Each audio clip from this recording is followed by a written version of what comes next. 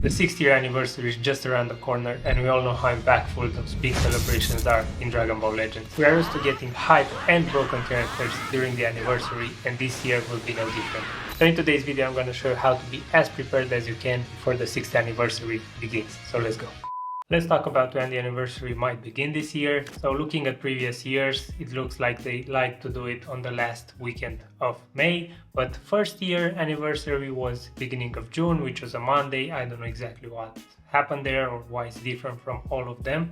But you can see on screen right now the exact dates. So looking at those dates and knowing it's the last weekend of May, we can safely say that 25th or 26th of May is the most likely when the anniversary is gonna begin. But maybe it's a bit too early, like to do it on the 26th or 25th. They could push it to the 1st or 2nd of June, which is gonna be like the next weekend. But still, I think it's gonna be on a weekend, so it's either 25th or 26th or 1st or 2nd of June. Now let's talk about the banner format. Let's look at the past two big celebrations. We had Legends Festival, which started with 2 LFs, then 1 LF for part 2 and then 1 Ultra for part 3. That's 4 premium units. And 6th anniversary started with 1 LF, then 2 LFs for part 2 and then 1 Ultra for part 3. So again, we have 4 premium units, and I think we're gonna get the same this year. Or maybe they want to step it up and give us 5 and like maybe do a double Ultra. I'm not sure entirely. That would be a bit too much in my opinion. Like getting more than 4 banners is a lot, but yeah, we don't know. I think it's gonna follow the same path as Legends Festival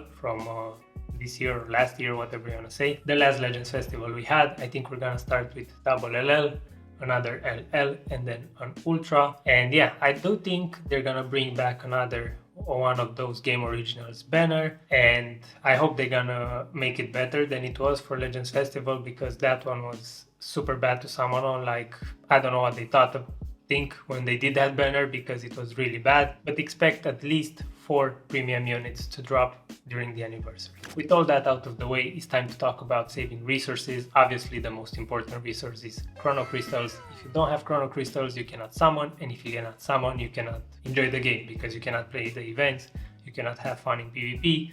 And yeah, my best advice here is just to skip everything starting now until anniversary. If you do that, you have enough time to get a lot of chrono crystals, unless you get your favorite unit in the game or your main tag gets buffed and they have a good unit that you can get. I suggest skipping everything. That's what I plan on doing right now, unless they do me like they did before Festival when they dropped an LL Super Gogeta. I mean, I had to go in. But other than that, if he's not your favorite character or your main tag, just skip.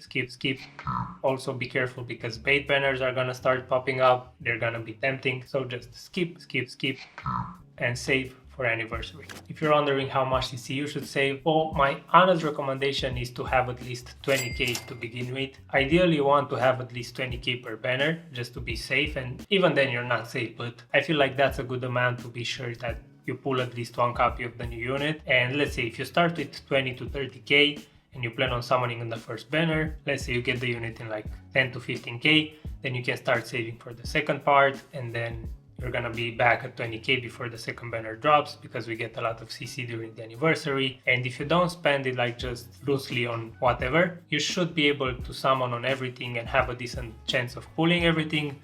But do not expect like 9-star units, because I mean, what I'm talking about is the bare minimum. But if you only plan to summon like 1 or 2 banners out of 4, then you can afford to spend more. And you know how it is, you either like split a bit for everything and hope you get everything, or you just go all in on like 1 or 2 banners and hope you get those units to 9 stars and above. It's just the way it is. So yeah, next thing I would highly recommend is to save your Multiz Power, especially Legends Limited one. Have 100, 200, 300, 600, whatever you have and can get, keep it there for as much as possible. Also, like some medals, like the weekend medals, the blue ones can give you LL Multiz Power. Save those up. Just make sure you have some, because let's say you summon, you pull the unit, you get 1 copy, and then you run out of chrono crystals. crystals. You want to have some Legends Limited Z power to be able to put into that unit to limit break them to 6 stars or maybe even higher, okay? Another very important resource to save is arts boost materials. Stop arts boosting your characters right now and save the cores, save the seeds, save the seed exchange medals, save everything you can to be able to arts boost the new characters once you pull them. If you have a top tier unit from the anniversary, you're definitely gonna arts boost that unit and have them be even stronger. Some other resources you should have, they're not super important. I mean, they're not as important as the one we just talked about, but they are nice to have and